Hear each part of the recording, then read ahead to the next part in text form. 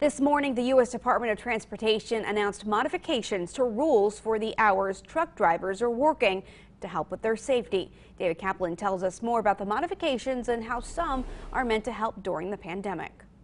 The Federal Motor Carrier Safety Administration says these modifications give the truck driver better flexibility when they operate their trucks or buses throughout the workday. Jim Mullen, acting administrator for the Federal Motor Carrier Safety Administration, says they've heard from thousands of truck drivers across the country saying a change was needed. For quite some time, we've been hearing from truck drivers that the current hours of service rules are too rigid.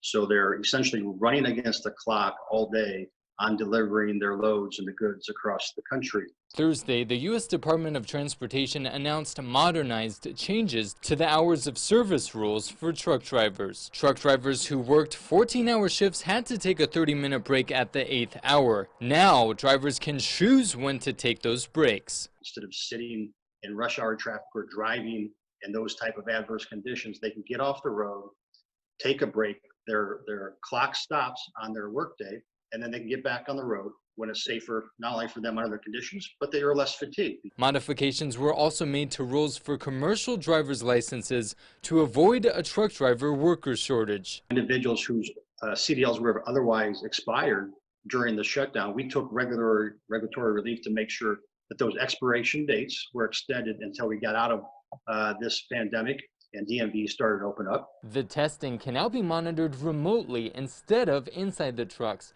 to help bring drivers on board during the health crisis.